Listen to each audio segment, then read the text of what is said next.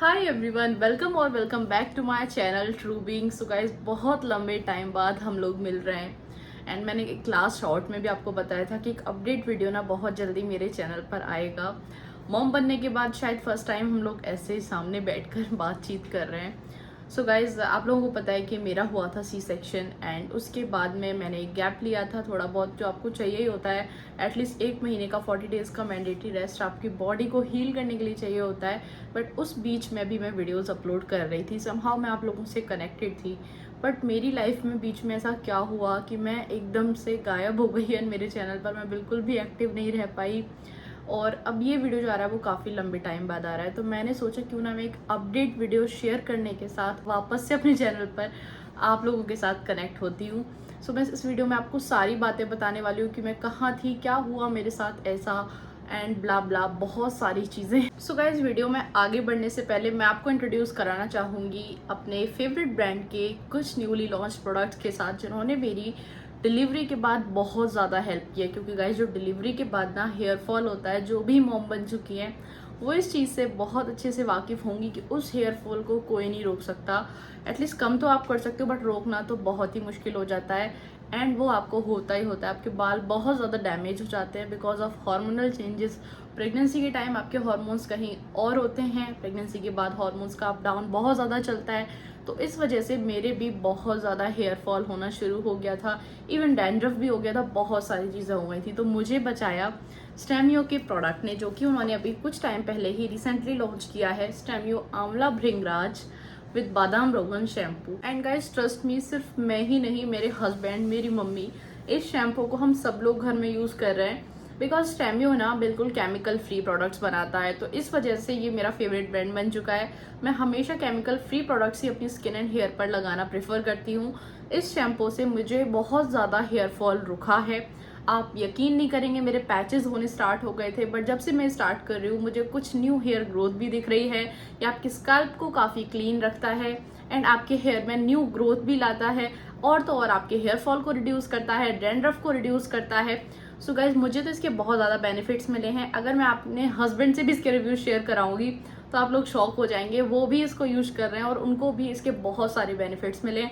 तो मैं आप लोगों को रिकमेंड करूंगी, बिल्कुल केमिकल फ्री नेचुरल प्रोडक्ट है, जो कि शैम्पू है, बादाम रोगन है, आंवला है इसमें, ब्राह्मी है इसमें, कोकोनट ऑयल है इसमें, सारी नेचुरल चीज़ों से बना हुआ है। तो आप इसको एक बार चेकआउट ज़रूर कर सकते हैं। इसमें आपको कोई भी नुकसान नहीं होने वाला है, आपके बालों को एक नई हेल्दी लाइफ ही मिलने वाली है।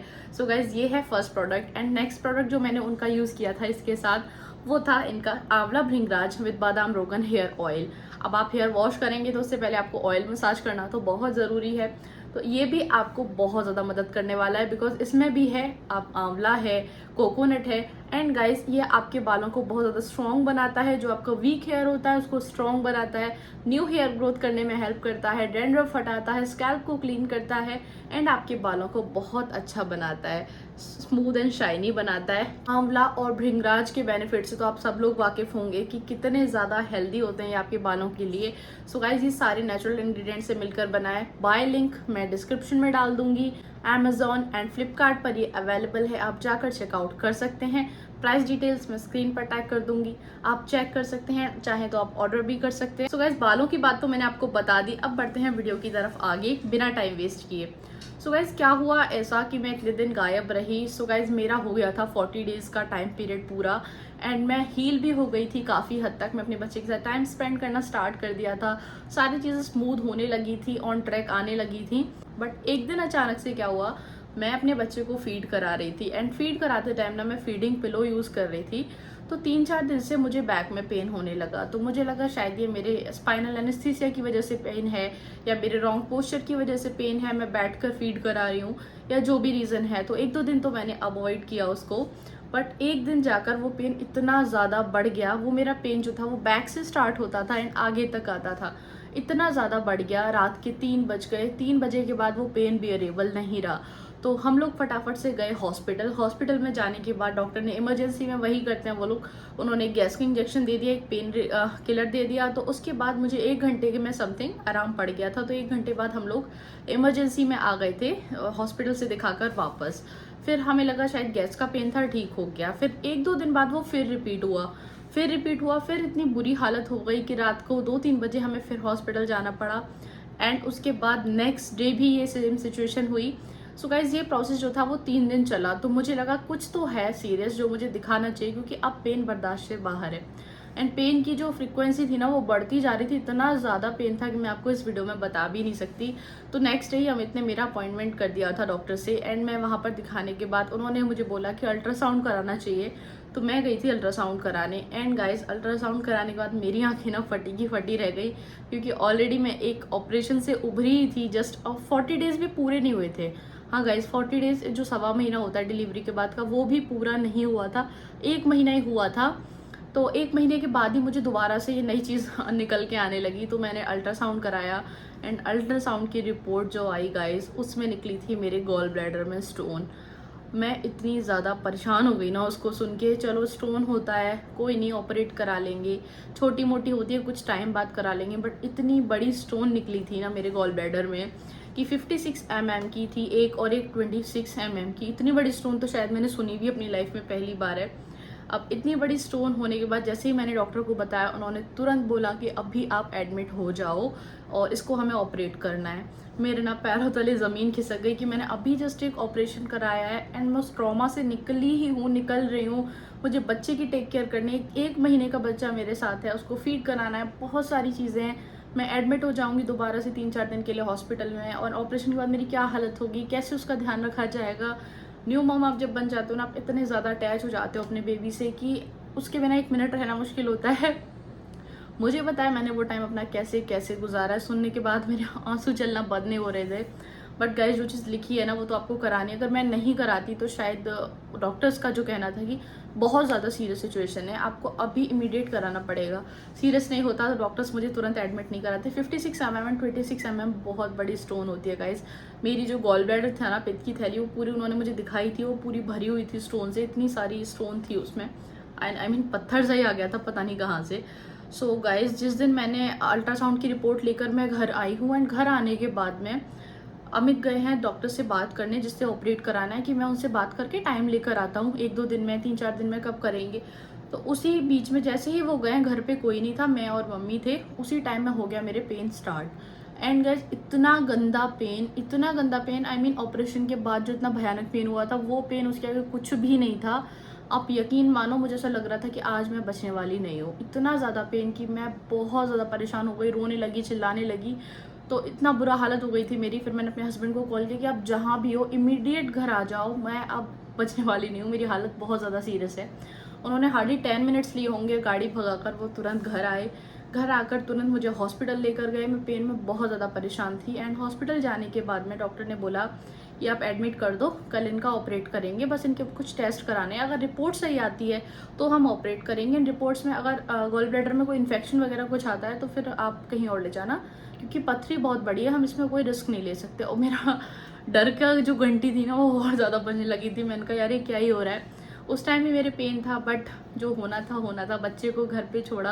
हालांकि मेरी फैमिली बहुत सपोर्टिव है, मेरी मम्मी थी, सासू माँ भी थी घर पे, और मेरी बहन आ गई थी, थैंक्स टू दिया, उसने मेरी बहुत हेल्प की है मेरे पीछे, क्योंकि मैं अपने बच्चे को ना ऐसे ही नहीं छोड़ सकती। मुझे उस पर पूरा ट्रस्ट था कि वो टेक केयर कर लेगी। फार्मूला वगैरह पिलाया उसने, पूरे उसने 10 दिन उसकी टेक केयर की जब तक मेरा ऑपरेशन हुआ। सो गाइज मेरी रिपोर्ट्स वगैरह हुई वहाँ पर, 1 घंटे में रिपोर्ट्स आ गई कि इन्फेक्शन तो नहीं है। तो डॉक्टर ने बोल दिया कि हम कल इसको 1-2 बजे की समथिंग ऑपरेट करेंगे। बस फिर क्या था, हॉस्पिटल में एडमिट, रात भर वहीं बिताई, ड्रिप्स वगैरह लगती रही एंड रोती रही पूरे टाइम, अपने बच्चे को मिस करती रही। उस टाइम ना मुझे अपनी जान की बिल्कुल नहीं पड़ी थी, बस एक चीज़ लग रही थी, मुझे मेरे बच्चे के लिए ठीक होना है। क्योंकि एक होता है ना फीलिंग कि अब आप एक माँ बन चुके हो, आपको अपनी चिंता नहीं, अपने बच्चे की चिंता है कि मैं उसे नहीं छोड़ सकती, उसकी टेक केयर कोई मेरी तरह कर ही नहीं सकता। एक माँ और बेटे वाला जो बॉन्ड होता है ना, पूरे टाइम इतना रोई हूँ मैं, इतना परेशान हुई हूँ मैं, रात भर में एडमिट रही। एंड नेक्स्ट डे फिर सेम सिनेरियो आ गए थे मुझे लेने कि चलो ओटी में चलो, ऑपरेशन होना है। एंड गाइस जो फीलिंग होती है ना ओटी में जाने से पहले, मैं आपको बता नहीं सकती। ऑपरेशन चाहे आपका छोटा हो या बड़ा हो, बट ऑपरेशन तो ऑपरेशन होता है। इतना डर लग रहा था, इतना डर लग रहा था। हालांकि मैंने अभी 1 महीने पहले सी सेक्शन कराया, डॉक्टर्स बोले आप दूसरा ऑपरेशन कराने आ गए। मैंने कहा क्या कर सकते हैं। सो मैं ओटी में गई। फिर ओटी में जाने के बाद उन्होंने मुझे स्पाइनल एनेस्थीसिया दिया एंड पता नहीं क्यों मैं बहुत ज़्यादा नर्वस थी इस टाइम। इतना मैं सी सेक्शन में भी नर्वस नहीं थी, शायद हो सकता है बच्चे की वजह से मुझे बहुत ज़्यादा चिंता लग रही थी। तो मैं गई वहाँ पर, उसके बाद वही प्रोसेस स्पाइनल एनेस्थीसिया देने के बाद फिर तो मुझे थोड़ा बहुत होश कम होने लगा था, हाथ पैर सुन हो गए मेरे देते ही। बट मुझे सब कुछ सुनाई दे रहा था, जो कि आपको ऑपरेशन में होता है कि आप हिल नहीं सकते, हाथ पैर उठा नहीं सकते, आपके हाथ पैर बिल्कुल सुन कर दिए जाते हैं, बट आप सुन प्रॉपर सकते हो। तो उन्होंने सुन करने के बाद मेरी आंखों पर रख दी थी पट्टी बांधी थी ताकि मैं देख ना पाऊँ। और उसके बाद में मेरा ऑपरेशन चालू हो गया था। डॉक्टर्स आ गए थे, डॉक्टर्स आपस में जो बात कर रहे थे वो मुझे सब सुनाई दे रहा था। एंड ओटी में जाने के बाद गाइस, जब इतनी बड़ी बड़ी कैंची, चाकू, वो सारा सामान देखते हो ना आप, तो आधा डर तो आपको वहीं लग जाता है। बट हिम्मत दिखानी पड़ी, कराना पड़ा, क्योंकि कोई और ऑप्शन नहीं था हमारे पास। और नहीं कराते तो शायद मैं उस दिन सर्वाइव ही नहीं कर पाती एक दिन और ज़्यादा, क्योंकि वो पेन इतना ज़्यादा हो गया था कि पित्त की थैली ना फट भी सकती थी, इतनी बड़ी पथरी हो गई थी मुझे। सो ऑपरेशन हो गया ऑलमोस्ट। मेरे ऑपरेशन में, वैसे तो ये ऑपरेशन बहुत जल्दी हो जाता है, बस चीरा वाला ऑपरेशन नहीं होता, ये बेसिकली बहुत छोटा ऑपरेशन होता है, छोटे छोटे 4 कट लगते हैं बस और हो जाता है। बट मेरा ऑपरेशन एक्चुअली पथरी वगैरह बड़ी थी, शायद इस वजह से 45 मिनट्स लग गई। जो ऑपरेशन 10 से 20 मिनट का होता है उसमें 45 मिनट लग गई थी। एंड उसके बाद में मुझे जैसे उन्होंने पट्टी खोली तो मुझे थोड़ा थोड़ा सा होश आने लगा, मतलब प्रॉपर। बट उस टाइम भी मैं थोड़ा सा नशे में थी, मुझे कुछ पता नहीं था, मैं अनाप शनाप पता नहीं क्या होता है। आपको स्पाइनल एनेस्थीसिया देते हैं ना, तो एनेस्थीसिया का असर ऐसा होता है कि आप कुछ बड़बड़ा रहे होते हो उस टाइम पे, तो मुझे याद भी नहीं है मैं स्टाफ से क्या बड़बड़ा रही थी। मैं बस एक ही चीज़ बोल रही थी कि अमित कहाँ है, और अपने बेबी के बारे में पूछ रही थी। सो जैसे ही मुझे वो लोग नीचे लेकर आए, मैंने कहा चलो हो गया, इस बला से भी हम लोग छूटे। मेरे घर वाले बहुत ज़्यादा खुश थे, आधे घर वाले मेरे पास थे उस टाइम, आधे बेबी के साथ थे घर में। इतने से 1 महीने के बच्चे को हॉस्पिटल में लेके जाना तो सेफ नहीं है, क्या इन्फेक्शन ना लग जाए, कुछ चीज़ें ना हो जाए। तो बच्चा घर पे था एंड मैं भी बहुत खुश थी कि भगवान ने मुझे बचा लिया मेरे बच्चे के लिए। सो गाइज हो गया ऑपरेशन। उसके बाद में फिर वही सेम डे उन्होंने 1 महीने का मुझे परहेज बताया था, और उसके बाद मुझे 2 दिन और एडमिट रखा। पूरा मैं 3 दिन एडमिट रही थी, चौथे दिन मेरा डिस्चार्ज हो गया था। सो उसके बाद उन्होंने पेन किलर्स वगैरह दिए मुझे वहाँ पर, और पेन किलर्स के बाद मुझे इतना ज़्यादा पेन तो फील हुआ नहीं। एंड फिर चौथे दिन उन्होंने मुझे डिस्चार्ज कर दिया था। फिर दोबारा से जो 1.25 महीने मैंने परहेज किया था, मैंने रेस्ट किया था 1 महीने, अब मुझे लग रहा था कि अब मैं वापस से उठने लगी हूँ, चलने लगी हूँ, मेरा लाइफस्टाइल नॉर्मल हो गया। अब वो वापस से वहीं ज़ीरो पे आ गया। अब आपको दोबारा रेस्ट करना है एंड दोबारा आपको सेम चीज़, वही पेन से निकलना है, जो ऑपरेशन का पेन होता है। ऑपरेशन के टाइम तो आपको पता नहीं चलता, बट ऑपरेशन के बाद होता है असली पेन, क्योंकि धीरे धीरे आपकी क्या होता है, एंटीबायोटिक्स वगैरह कम होने लगते हैं, पेन किलर्स कम होने लगते हैं, तब आपको पेन का एहसास होता है। हॉस्पिटल में नहीं पता चलता, इंजेक्शन वगैरह चलते रहते हैं। तो फिर मैं वहीं ज़ीरो पर आकर खड़ी हो गई कि अब मुझे फिर से 1-1.25 महीना अपनी बॉडी को देना है, दोबारा हील होना है। और उस चीज़ से इतना बड़ा एक नुकसान हुआ मुझे कि मैं जो अपने बच्चों को फीड कराती थी, मुझे इतने हैवी एंटीबायोटिक्स वगैरह लगे, पेन किलर्स लगे कि मैं फीड नहीं करा पा रही थी बच्चे को। यहीं पर मेरे कट लगे हुए थे, 4 कट लगे हुए हैं मेरे पेट पे। सो उसकी वजह से मैं बैठ नहीं सकती थी, गोद में नहीं ले सकती थी, तो फीड कराना बंद हो गया। फिर फार्मूला देना पड़ा बच्चे को, तो बेचारे उसको भी सफ़र करना पड़ा, मेरे को भी सफ़र करना पड़ा। सो वहीं ज़ीरो पर आकर स्टार्ट हो गए। फिर दोबारा हमने रेस्ट किया, फिर वही हमारा परहेज चलने लगा। अब 1 महीने का परहेज बोला था डॉक्टर ने, अब 1 महीना पूरा हो चुका है। एंड गाइस, मैं मेंटली इतनी ज़्यादा एग्जॉस्ट हो गई थी ना कि उस टाइम मुझे नहीं लग रहा था कि मैं कोई भी वीडियो बनाऊँ या बनाने की हिम्मत में हूँ, क्योंकि मैं क्या ही वीडियो बनाती। और मैं मतलब जैसे तैसे तो उठ पाई हूँ, मेरे साथ दोबारा वो चीज़ हो गई। बार बार मन में एक ही ख्याल आ रहा था, मेरे साथ ही ऐसा क्यों होना होता है कि मैं अभी तो हील हुई हूँ ना इतने बड़े ऑपरेशन से, अब दोबारा से ऑपरेशन हुआ मेरा। 1 महीने के अंदर ही 2 ऑपरेशन हो गए, अगेन एडमिटेड एंड दूसरा ऑपरेशन भी हो गया। सो फिर अब धीरे धीरे मैंने ओवरकम किया उस चीज़ से, और पूरा हो चुका है 1 महीना।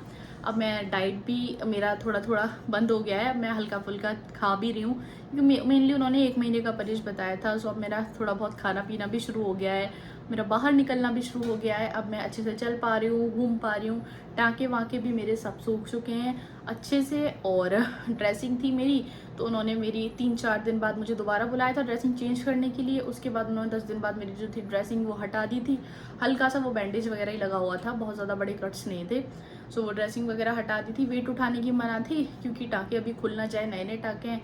सो वेट वगैरह मैंने नहीं उठाया, बेबी को भी गोद में फिर 10 दिन दिया नहीं रखा था, बहुत अच्छी से उसने ख्याल रखा। अब तो खैर टचवुड मैं बेबी को भी ले पा रही हूँ एंड भगवान अब बचाए रखे सारी बीमारियों से मुझे और मेरी फैमिली को एंड सभी को। अब फाइनली जाके मेरी लाइफ दोबारा से रूटीन पर आई है। एंड गाइज यही रीज़न था कि मेरे वीडियोस नहीं आ पा रहे थे। आप लोग भी सोच रहे होंगे कि कहाँ कैसे चैनल पर अपडेट क्यों नहीं है, क्यों चैनल मेरा ग्रो नहीं करा। ग्रो तो जब करेगा ना, मैं जब एक्टिव रह पाऊँगी, बट मेरे साथ इतनी सारी चीज़ें कंटिन्यू चल रही थी, बट होपफुली अब मैं आगे से एक्टिव रह पाऊँ। सो गाइज ये था मेरा गॉल ब्लैडर स्टोन सर्जरी का एक्सपीरियंस। एंड नेक्स्ट वीडियो मैं हो सकता है अपने सी सेक्शन डिलीवरी के एक्सपीरियंस पर बनाऊं कि वो मेरा एक्सपीरियंस कैसा रहा, कहाँ मैंने ऑपरेशन कराया, क्यों मेरा ऑपरेशन हुआ, वो सारी चीज़ें हम वीडियो में डिस्कस करेंगे नेक्स्ट में। सो गाइस इसी के साथ करते हैं इस वीडियो की एंडिंग। मिलते हैं नेक्स्ट वीडियो में, तब तक के लिए बाय बाय।